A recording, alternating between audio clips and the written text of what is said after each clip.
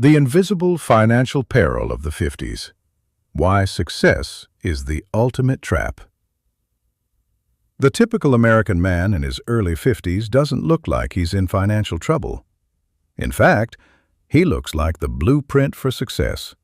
He likely earns more now than at any other point in his career, carries an impressive job title, and lives in a home that signals stability and status.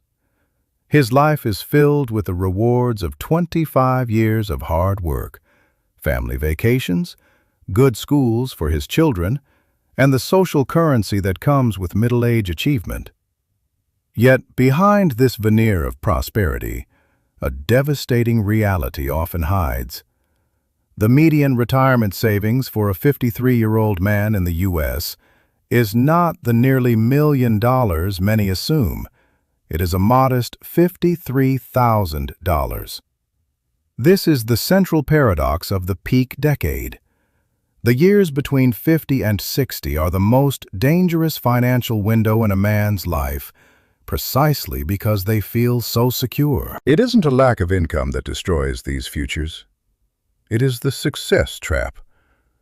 Success at this stage has a specific, heavy shape that quietly cannibalizes the very retirement most men assume is waiting for them. Most financial advisors aren't equipped to warn you about this because the problem isn't on a standard spreadsheet. It's a systemic issue of lifestyle, psychology, and hidden obligations. The concept of the golden anchor. To understand how high-earning men end up broke, we must use a specific mental model, the golden anchor. Imagine a massive, gleaming anchor made of solid gold. It's impressive, expensive, and everyone on the dock admires it because they know what it cost to acquire. In life, your golden anchors are your high mortgage, the luxury car lease, the country club membership, and the private school tuition. On a calm day, these anchors provide a sense of stability and status. However, an anchor's only job is to hold a ship in place. When the tide rises, whether through a market crash, a sudden job loss, or a health crisis, the golden anchor doesn't protect you.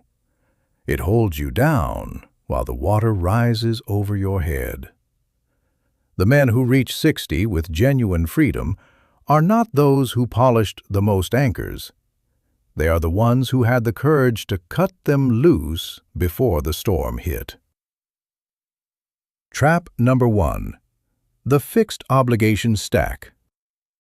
The first trap begins with a subtle psychological shift in the late 40s. The aggressive ambition of youth matures into a desire to protect what has been built. This feels responsible, but it often leads to protecting the appearance of wealth rather than wealth itself. Over decades, men say yes to individually reasonable things: a second car, a vacation home, or premium subscriptions. This creates a fixed obligation stack. Most men test affordability by asking, "Does the money clear the account this month?" This is a cash flow question, not a wealth-building question. When your floor, the cost just to exist, creeps up to match your rising salary, you aren't getting richer. You are just running a faster race on a more expensive track. Research shows that people earning $200,000 often report the same financial stress as those earning $75,000 because their lifestyle has ratcheted up to meet the income. Every $800 a month luxury obligation added at age 40 represents nearly $500,000 in lost wealth by age 65, if that money had been invested instead. Trap number 2. The hidden math of fees and timing. Even for men who do save, two invisible forces can decimate their portfolios: advisory fees and sequence of returns risk. Sequence of returns risk is the danger of the market dropping at the exact moment you begin to withdraw money. If the market falls 35% in your first year of retirement, you are forced to sell shares at a massive discount to cover your living costs.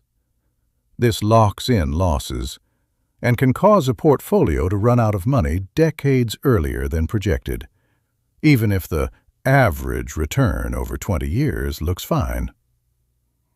Simultaneously, many successful men park their money with wealth management firms charging 1% or 1.2% in annual fees. While a 1% fee sounds small, it is a massive anchor. For a $600,000 portfolio, that fee, compounded over 15 years, can easily transfer $180,000 from your future into the firm's pocket. Many advisors also have structural incentives that prevent them from suggesting strategies, like Roth conversions, that might reduce the total assets they manage, even if it saves the client 6 figures in taxes. Trap number 3. The triple collision.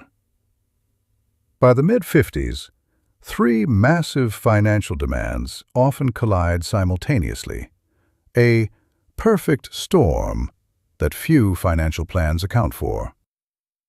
Aging parents. The average age for supporting a parent is 52, with the cost of assisted living or memory care often exceeding $6,000 a month. A parent's modest savings can vanish in a year, leaving the adult son to bridge the gap indefinitely. Adult children. The launch phase of parenthood is now more expensive than the raising phase. Between skyrocketing university tuitions and the trend of adult children needing support post-graduation, the peak earning years are often drained by family needs. Late life divorce. Gray divorce, after age 50, has doubled since the 1990s. At 30, a divorce splits a small pool of assets. At 55, it splits a lifetime of building. For men, the documented net worth loss from a late-life divorce is approximately 77%. When these 3 hits happen at once, the burn rate becomes unsustainable, and the dream of retirement at 62 evaporates. Trap number 4. The approval tax. The final trap is the most personal: professional identity. By 50, you are someone. Maintaining that social standing requires a prestige footprint: the right neighborhood, the right watch, the annual international trip. This is an approval tax. Consider 2 men, Paul and Marcus, both earning $220,000. Paul maintains the prestige footprint, looking successful, but quietly using home equity lines of credit to bridge the gap between his lifestyle and his income. Marcus lives deliberately, driving older cars and opting for a good school district over the best one. By 52, Marcus has $1.2 million in assets and options. Paul has a high-prestige life, but a liquid net worth of barely $100,000. Paul isn't weak. He simply fell for the trap where every individual decision felt reasonable until the aggregate cost became inescapable. The path to freedom: 3 immediate actions. If you are in your 50s and realize you are carrying too many anchors, the window is still open to fix it, but it requires radical honesty. Calculate your real burn rate. Add up every fixed obligation you have. If this floor exceeds 60% of your take-home pay, you don't have a budgeting problem, you have a structural problem. You must eliminate an obligation, sell the car, exit the club, or downsize the home. Stress test your strategy. Don't look at average returns. Ask your advisor or yourself, what happens if the market crashes the year you stop working? If your plan only works in a straight line of positive growth, you don't have a plan. You have a hope. Audit every fee. Look for the basis points. If you are paying more than 0.3%, 30 basis points, for investment management and fees, you are overpaying for your own retirement. Moving to low-cost index funds can reclaim hundreds of thousands of dollars over a decade. The men who actually retire with peace are rarely the ones who look the most impressive at age 52. They are the ones who realized that an anchor, even one made of gold, is still designed to keep you from moving. Success isn't about how much you can afford to spend. It's about how much you can afford to walk away from. Cut the anchor while you still have the strength to swim.